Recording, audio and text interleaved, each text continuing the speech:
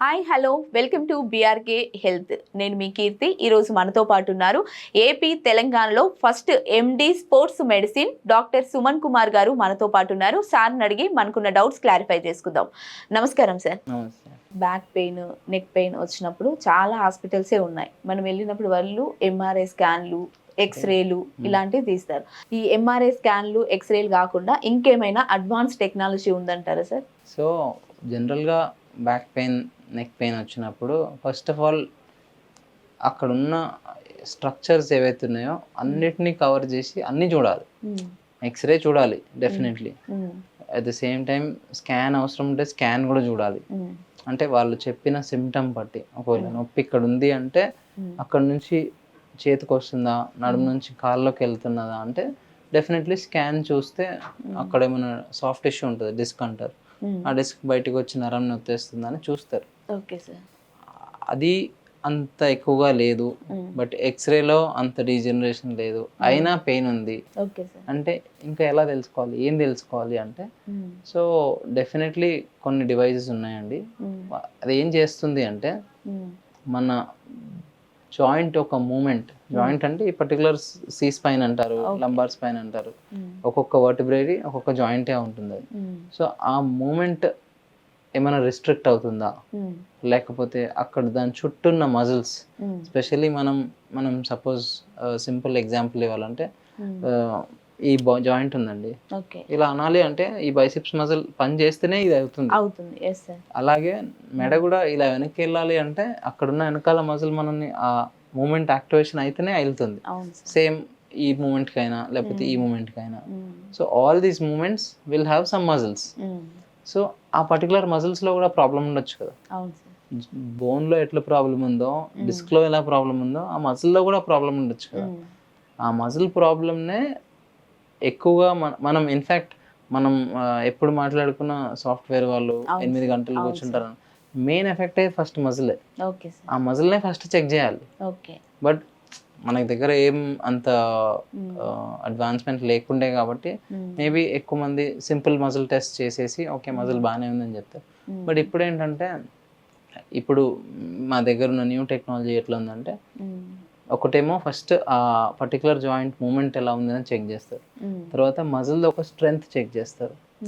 ఇప్పుడు మజిల్ ఒక స్ట్రెంగ్త్ ఎక్కడ జనరల్గా చేస్తారంటే అథ్లీట్స్లో ఎప్పుడైతే ప్లేయర్స్ని క్లబ్స్ కొంటారో లేకపోతే టీమ్స్ వాళ్ళ ఇంజురీ స్టేటస్ ఎలా ఉందో చూడడానికి చేసినప్పుడు మజిల్ స్ట్రెంగ్త్ చెక్ చేస్తారు. యూజువలీ మజిల్ స్ట్రెంగ్త్ చెక్ చేయడం నీ జాయింట్లో, షోల్డర్ జాయింట్లో చాలా కామన్. ఇప్పుడు ఏంటంటే మనం స్పైన్లో కూడా అట్లా మజిల్ స్ట్రెంగ్త్ చెక్ చేస్తున్నాం.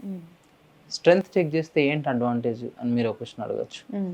సో స్ట్రెంగ్త్ చెక్ చేయడం ఏంటంటే ఇప్పుడు సపోజ్ లోవర్ స్పైనే ఉంది, దానికి ఇట్లా ఫార్వర్డ్ బెండింగ్ ఒక మూమెంట్, బ్యాక్వర్డ్ బెండింగ్ ఒక మూమెంట్, రొటేషన్ ఒక మూమెంట్, సైడ్ బెండింగ్ ఒక మూమెంట్. ఒకవేళ మన రొటేషనే చూసుకోండి, ఇట్లా చాలా మంది ఇలా కూర్చొని ఉంటారు, వాళ్ళ టేబుల్ ఇక్కడ ఉంటుంది కానీ చైర్ ఇలా కూర్చొని ఉంటారు.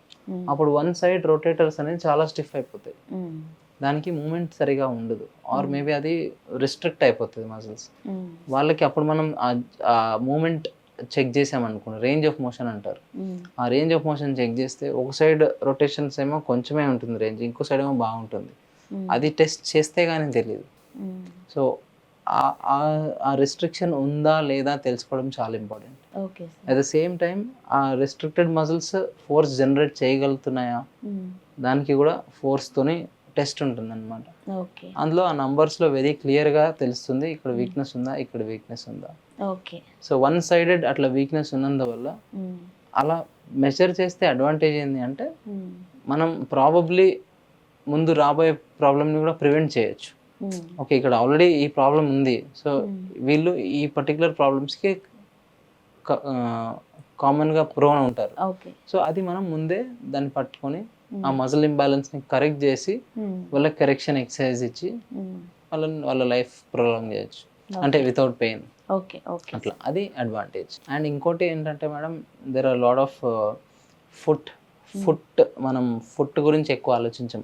ఫుట్ ఇలా కింద కాలు కింద పెట్టినప్పుడు ఆ పర్టికులర్ బోన్ ఏదైతే ఉందో మీరు జనరల్గా మేబీ నేను ఇప్పుడు చెప్తున్నా కాబట్టి నెక్స్ట్ టైం అబ్జర్వ్ చేయండి. Okay sir. వాళ్ళ మూమెంట్ వచ్చి ఇలా వెళ్ళిపోతుంది, కాలు మూమెంట్ వచ్చి ఇలా వెళ్తుంది. ఐడియల్లీ వెళ్ళొద్దు, ఓకే. కానీ ఇలా వెళ్తుంది. ఇలా వెళ్ళినప్పుడు ఏమవుతుందంటే ఇది ఫ్లాట్ ఫీట్ ఏర్పడుతుంది అనమాట.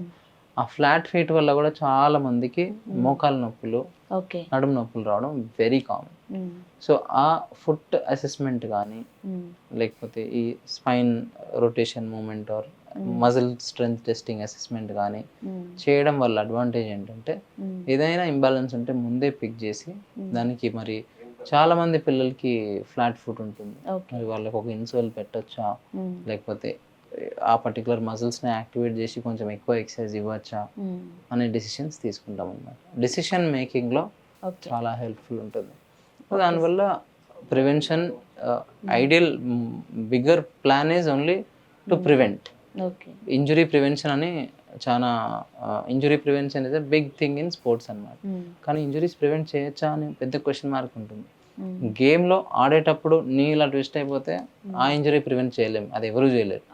కానీ అది ట్విస్ట్ కాకుండా దాన్ని ముందే మంచిగా ట్రైన్ చేయొచ్చా అంటే చేయొచ్చు. సో అట్లాంటి ప్రివెన్షన్స్ కొంచెం మజిల్ వీక్నెస్ కానీ మజిల్ ఇంబ్యాలెన్స్ కానీ దీన్ని ప్రివెంట్ చేయొచ్చు అంటే డెఫినెట్లీ చేయొచ్చు. అది ప్లేయర్స్లో చేసినప్పుడు నార్మల్ పీపుల్లో కూడా. ఓకే సార్, మంచి ఇన్ఫర్మేషన్ ఇచ్చారు. Thank you so much sir. Thank you.